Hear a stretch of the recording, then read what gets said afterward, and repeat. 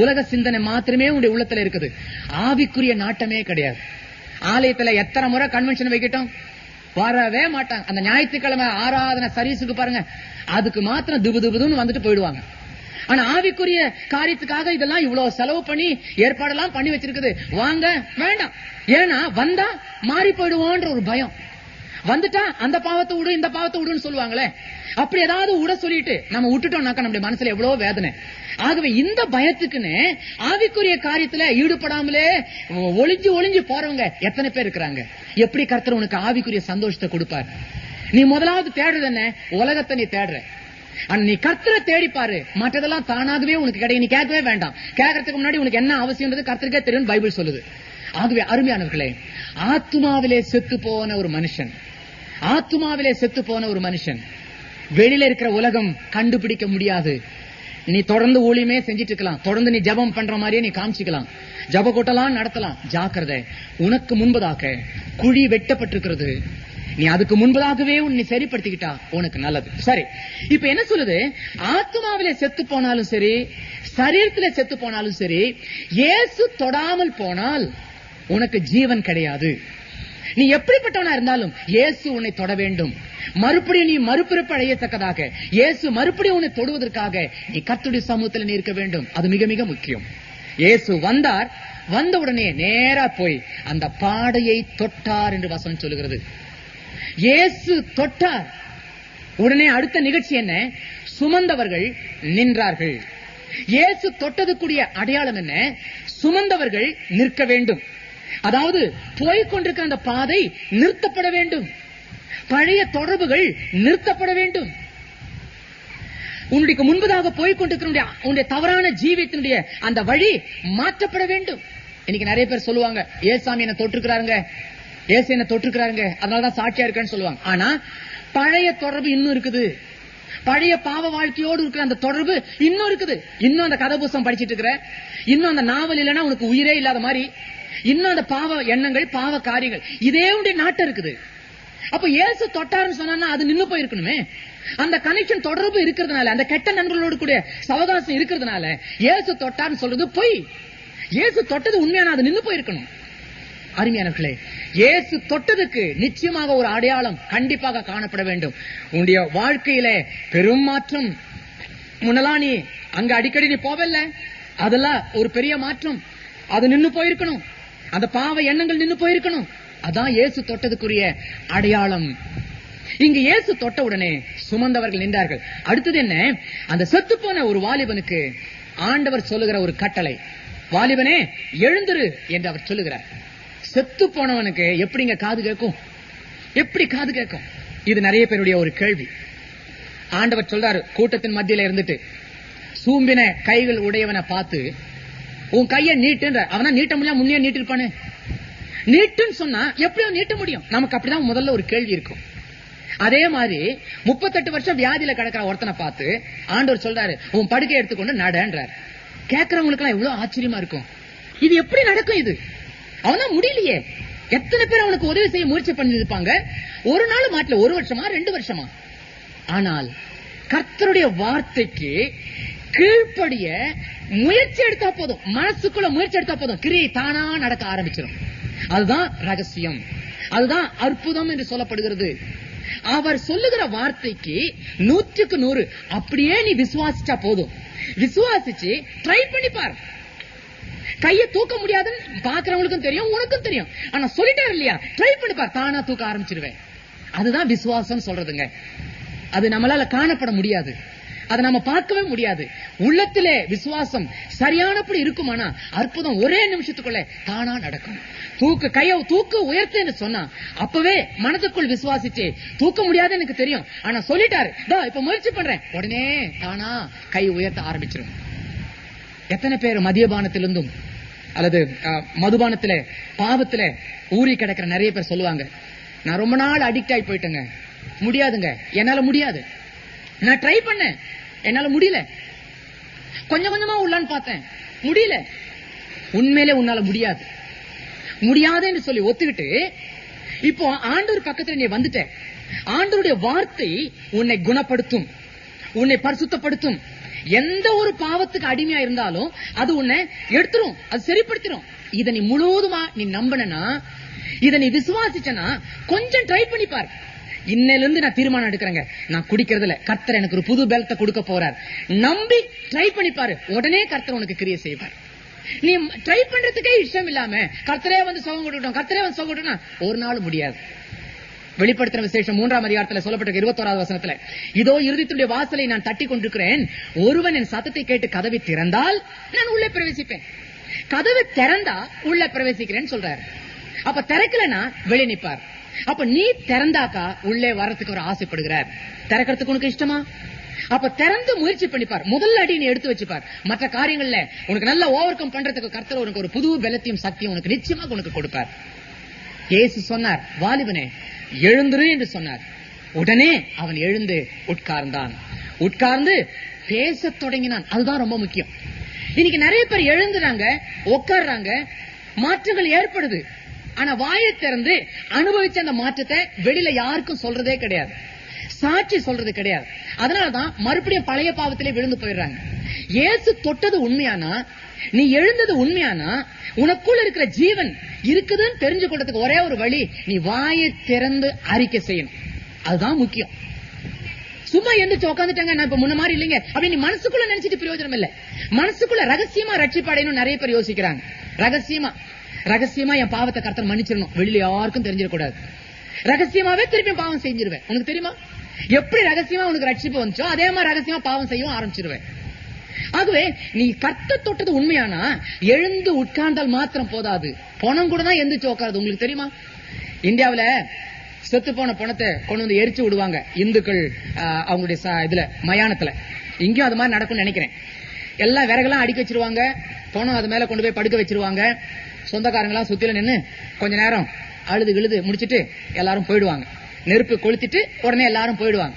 ஆனா ஒரே ஒரு ஆள் மாத்திரம் ஒரு பெரிய தடி ஒண்ணு வச்சுட்டு பக்கத்துல நிற்பான். அந்த பணத்தினுடைய சொந்தக்காரன் இல்ல, அவன் அந்த இடத்தினுடைய காவல்காரன். அந்த பணம் பத்திக்கிட்டு எரியும். நெருப்பு எரிய எரிய எரிய இந்த நரம்புகள் எல்லாம் நெருப்பு படும்போது அப்படியே சுருங்க ஆரம்பிக்கும். சுருங்க ஆரம்பிச்ச உடனே அந்த பொண்ணு டங்குன்னு எந்திரிச்சு உட்காரும். ராத்திரில பயப்படாதீங்க, எந்திரிச்சு அப்படியே உட்காரும் பாருங்க. உடனே இவன் என்ன பண்ணுவான், அந்த நீட்ட தடியை வச்சு ஓங்கி ஒரு அடி அடிப்பான். பிரதர் அவ்வளவுதான், அதுக்கப்புறம் எந்திரிக்கவே மாட்டார். அதுதான் பணம் கூட தான் எந்திரிச்சு உட்காருது. அப்புறம் உனக்கும் பணத்துக்கு என்ன பிரயோஜனம்? ஆகவே கர்த்தர் தொட்டது உண்மையானா வாயை திறந்து சொல்லு, கர்த்தர் உனக்கு செய்ததை எடுத்து சொல்லு. அப்பதான் யூதயா தேசம் முழுவதுமே இயேசு யார் என்பதை புலம்பட முடியும்.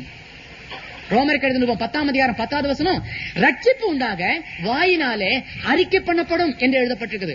அப்போ ரட்சிப்பு பூர்ண பண்ணணும் என்ன செய்யணும்?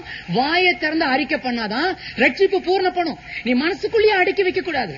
உனக்குள் ஏற்பட்ட அந்த ஆவிக்குரிய சந்தோஷத்தை தயவுசெய்து கூடுமான வரை மற்றவர்களுக்கு மத்தியில சாட்சி சொல்ல நீ முயற்சி பண்ணு. அப்படி சாட்சி சொல்லும் போது என்ன நடக்கும், அது உனக்கு ஒரு வேலி மாதிரி. அது சாட்சி சொல்லிட்டோம்னு வச்சுக்கோ, 4 பேருக்கு மத்தியில சாட்சி சொல்லிட்டோம். நாளைக்கு திரும்ப உனக்கு அதே பாவம் செய்யக்கூடிய எண்ணம் வந்துச்சுன்னா அப்ப உங்களுடைய உள்ளத்துக்குள்ளேயே ஒரு போராட்டம், ஐயோ இத்தனை பேருக்கு மத்தியில நான் அந்த பாவத்தை விட்டுட்டேன்னு சொல்லிட்டேனே, இப்ப எப்படி நான் அதை போய் நான் செய்வேன்? இந்த எண்ணமே உன்னை அதை தடுக்க ஆரம்பிச்சிடும். ஆகவே வெளிரங்கமா சாட்சி சொல்றது இப்படி பல நன்மைகள் உனக்கு ஏற்படுறதுக்கு அது வழி உண்டாக்கும். ஆகவே வாயை திறந்து சாட்சி சொல்லுகிறது ரொம்ப ரொம்ப நல்லது. இன்னைக்கு நிறைய பேர் சாட்சி சொல்லும் போது பெரிய கூட்டம் கிடைச்சாதாங்க சாட்சி சொல்லுவாங்க. சிலர் உங்களுக்கு தெரியுமா, பெரிய கூட்டம் கிடைக்கணும், பெரிய மேடை வரணும், அப்பதான் சாட்சி சொல்லணும்னு ஆசைப்படுவாங்க. என்னுடைய சாதாரண என் கூட்டத்துல சாட்சி சொல்றதுக்கு நான் ஏற்பாடு பண்றதில்ல. ஏன்னா அப்படி பண்ணாக்கா எல்லாரும் என்னையே உயர்த்தி சொல்ல ஆரம்பிச்சிடாங்கன்னு சொல்லிட்டு ஆரம்பத்துல இருந்து யாருமே என் மேடையில சாட்சி சொல்லவே அனுமதிக்கிறது இல்ல. அப்ப ஆரம்ப நாட்களில சாட்சி சொல்ல சில ஆசைப்படுவாங்க. சரி 4-5 பேர் சாட்சி சொல்லி முடிச்சாச்சு, நான் எல்லாம் பாட்டெல்லாம் பாடி முடிச்சு நான் ஸ்டேஜ்ல ஏறி உட்கார்றேன். அப்போ திடீர்னு போதவர் சொல்றாங்க, இன்னும் ஒரே ஒரு சாட்சி பாக்கி இருக்குதுங்க. ஏங்க அது முன்னாடியே முடிச்சிருந்தா நம்ம நேரடியா பிரசங்கத்துக்கு போயிருக்கலாமே. இல்லைங்க அப்ப ரெடி ஆயிடுச்சுங்க. அவர் சொல்றாரு, டாக்டர் வந்திருப்பாடுதான் நான் சாட்சி சொல்லுவேன்னு சொல்றாரு. சரி எதுக்காக அப்படி சொல்ற? நான் கேட்கணும் அவருடைய சாட்சி, அதுதான். ஆனா இயேசுடைய நாம மகிமைப்படுறதுக்காக இல்ல, ஜனங்களுக்கு அது பிரயோஜனமாகணும்ன்றதுக்காக இல்ல. ஆனா பிரீச்சர் அதை கேட்கணும். இப்படி தப்பான சில எண்ணங்கள் உள்ளத்துக்குள்ள வச்சு கர்த்தருடைய நாமத்தை மகிமைப்படுத்தவே முடியறதில்ல.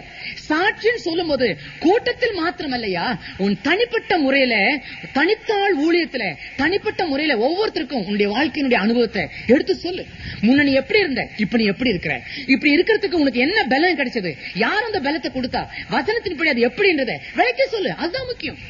இன்றைக்கு கூட உன்னுடைய வாழ்க்கையில அப்படி நீ செய்தது உண்டா? ஆரம்ப காலத்துல நீ செய்திருக்கிற, ஆனா இப்போ அந்த மாதிரி ஊழியத்தை நீ செய்யறதில்ல. ஆத்மாவிலே செத்து போனவன். முன்னெல்லாம் எத்தனை பேருக்கு சுவிசேஷம் அறிவிப்பேன்? பஸ்ல உட்காரும் போது பக்கத்துல இருக்கிறவங்களுக்கு சுவிசேஷம் சொல்லுவேன், அல்லது உன்னுடைய பக்கத்துல எங்கேயாவது நடந்து போயிட்டு இருக்கும் போது யாருக்கிட்டையாவது சுவிசேஷம் சொல்லுவேன்னு ஒரு வாஞ்ச உனக்கு ஏற்பட்டுச்சு. ஏன்னா இப்போ அந்த மாதிரி வாஞ்ச உன்னை விட்டு போயிடுச்சு. ஜாக்கிரதை, நீ ஆத்மாவில செத்து போயிருக்கிற. முன்னெல்லாம் மணிக்கணக்கா ஜெபம் பண்ண, ஆனா இப்போ உனக்கு ஜெபம் பண்ணவே முடியல. காலையில எந்திரிச்ச உடனே அவசர அவசரமா அங்க போனோம் இங்க போனோம், இந்த டென்ஷன் வந்த உடனே ஜெபம் சுருங்கி போயிடுச்சு. உன்னுடைய பைபிள் வாசிப்பு சுருங்கி போயிடுச்சு. அடுப்பாங்கரைக்கு போகணும், அது செய்யணும், இது செய்யணும். ஆமா, அந்த எண்ணம் வந்த உடனே short prayer, short Bible reading, இப்படி எல்லாம் குறுகி குறுகி போனதுனால ஆசீர்வாதமும் உனக்கு குறுகி போயிடுச்சு. வீட்டுல இருக்கிற சந்தோஷமும் குறுகி போயிடுச்சு. ஜாக்கிரதை, நீ ஆத்மாவிலே செத்து போனது. உனக்கு முன்னாடி குழி இருக்குது. சீக்கிரமா நீ எழுந்து போன சந்தோஷத்தை நீ திரும்பி பெறணும்னாக்கா, முன்ன எப்படி நீ ரட்சிக்கப்பட்ட போது ஜெபிக்கிறதுக்காக நீ இடம் தேடி நீ ஓடுனீங்க பாரு, எப்ப நேரம் கிடைக்கும், எப்ப ஜெபிக்கலாம், எப்ப பைபிள் வாசிக்கலாம், அத்தனை ஆசையா போனியே, அந்த ஆசை உனக்குள் திரும்ப வரணும். சரி, காலையில எந்திரிச்ச உடனே ஆத்திரமா அவசர அவசரமா நீ போறேன்றதுனால தானே ஜெபம் சுருங்கி போகுது. கொஞ்ச நேரத்துக்கு முன்னாடி எந்திரிச்சிரேன், அது எந்திரிக்கிறதுக்கு உனக்கு மனசு கஷ்டமா இருக்குது. அந்த விடியகால இன்பம் தான் உனக்கு ரொம்ப இன்பமா இருக்குது. அந்த காலை நேரம் கர்த்தர் உனக்காக காத்திருப்பாரு. நீ தூங்கிக்கிட்டே உட்கார்ந்து இருந்தாக்கா எப்படி நீ அவரோடு கூட நீ பேச முடியும்? அவர் எப்படி உன்னோடு பேச முடியும்? ஆகவே கொஞ்ச நேரத்தோடய நீ எந்திரிச்சு கர்த்தருடைய சமூகத்துல பைபிள் வாசிச்சு ஜெபிக்க நீ ஆரம்பிச்சு பாரு. டென்ஷனே இல்லாம நிறைய காரியத்தை நீ கர்த்தரோடு கூட பேசலாம். டென்ஷனே இல்லாம பைபிள நல்லா மெடிடேட் பண்ணலாம். அதுக்கப்புறம் நேரம் ஆனதுக்கு அப்புறம் உன்னுடைய வேலைகளை நீ நல்லா நீ செய்யலாம். அருமையானவர்களே, அநேக விசுவாசிகள் இந்த காரியத்துல விழுந்து போனதுனாலதான் இன்னைக்கு பின்மாற்றத்தோடு நிறைய பேர் இங்கேயே உட்கார்ந்து இருக்கிறீங்க. உங்கள் ஆரம்ப கால ஜீவியத்தை கொஞ்சம் நீங்க எடை போட்டு பாருங்க, ஒத்து பாருங்க. முன்ன எப்படி இருந்தது, இப்ப எப்படி இருக்குது? முன்ன இருந்த உங்களுடைய பிரேயர் லைஃப் எப்படி, இப்ப இருக்கிற பிரேயர் லைஃப் எப்படி? முன்ன உனக்கு எப்படி பைபிள் ரீடிங் இருந்துச்சு, இப்ப எப்படி இருக்குது பைபிள் ரீடிங்? ஊழியம் செய்யற, ஆனா நிறைய அங்க போற இங்க போற, ஆனா ஜப வாழ்க்கை குறைஞ்சு போச்சுன்னா நீ என்ன ஊழியம் செஞ்ச ஒரு பிரயோஜனம் கிடையாது. ஊழியத்தை பத்தி கர்த்தருக்கு அக்கறை இல்லையா? உன் ஆத்மாவை பத்தி தான் கர்த்தருக்கு ரொம்ப அக்கறை. அது நீ எவ்வளவுக்கு ஒரு ஜாக்கிரதையா பார்த்துக் கொள்றியோ அவ்வளவுக்கு உனக்கு நல்லது. கர்த்தர் உன்னை நிச்சயமாக ஆசீர்வதிப்பார். கண்களை மூடி ஜெபிக்கலாம். எல்லாரும் கண்களை மூடுவோம். நாம் கண்களை மூடி ஜெபிப்பதனுடைய ஒரே நோக்கம், நாம் ஒரு விக்கிரகத்துக்கு முன்பதாக ஜெபிக்கவில்லை. இயேசு கிறிஸ்துவினுடைய போட்டோக்கு முன்னாடி ஜெபிப்பதும் விக்கிரக ஆராதனை. வசனம் சொல்லுகிறது, தேவன் ஆவியாயிருக்கிறார், அவரை தொழுது கொள்கிறவர்கள் ஆவியோடும் உண்மையோடும் தொழுது கொள்ள வேண்டும்.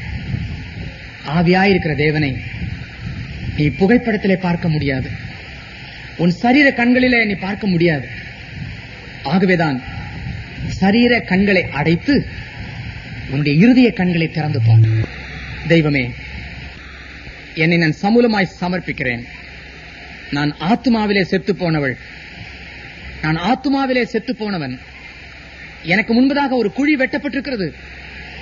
தெய்வமே, அந்த குழியிலே நான் கொண்டு போய் வைப்பதற்கு முன்பதாக என் ஆத்மாவை நீர் உயிர்ப்பிக்க மாட்டீரா ஆண்டவரே என்று சொல்லி கேள். கர்த்தர் நிச்சயமாக தொடுவார். தெய்வமே, நீர் எங்களை சந்திக்க வந்த தெய்வமாய் எங்கள் முன்பதாக நீர் கடந்து வந்ததுக்காக உமக்கு ஸ்தோத்திரம். எங்களை நீர் மறக்கவில்லை ஆண்டவரே. எங்களுடைய ஜெபத்தை கேட்கிற தேவனாய் நீர் பக்கத்தில் நிற்கிறீர். எங்களுடைய கண்ணீர்களுக்கு ஒரு கணக்கு உண்டு என்பதை நாங்கள் திட்டவட்டமாய் அறிந்தோம். எங்களுடைய வேதனைகளையும் பிரச்சனைகளும் ஏராளம் உண்டு சுவாமி. யாராலுமே சரிப்படுத்த முடியவில்லை, யாராலுமே புரிந்து கொள்ளவும் முடியவில்லை. மனமிறங்கி எங்களுடைய வேதனைகளை தீர்க்க மாட்டீரா, எங்களுடைய பிரச்சனைகளை மாற்ற மாட்டீரா சுவாமி என்று பாரத்தோடு ஜெபித்துக் கொண்டிருக்கிறேன். அநேக உள்ளங்களை இன்றைக்கு ராத்திரி சந்திக்க வேண்டும் நான் ஜெபிக்கிறேன். குறைகளை குற்றங்களை மன்னித்தருளும் சுவாமி. எங்களை உயிர்ப்பிக்க வேண்டும், எங்களை உயிர்ப்பிக்க வேண்டும். புதிய சிருஷ்டியின் அனுபவத்தை நீர் எங்களுக்கு தர வேண்டும். ஆழமான ஆவிக்குரிய அனுபவத்தில் நாங்கள் கடந்து போக வேண்டும். இதுவரைக்கும் நாங்கள் வாழ்ந்த மாதிரி நாங்கள் வாழக்கூடாது. ஒரு புதிய ஆவிக்குரிய உற்சாகத்தோடு நாங்கள் வாழ வேண்டும். எங்களை தொடும் ஆண்டவரே, எங்களை தொடும். இயேசு ராஜாவின் நாமத்தில் தாழ்மையோடு விண்ணப்பம் பண்ணுகிறோம் பரிசுத்த பிதாவே, ஆமென்.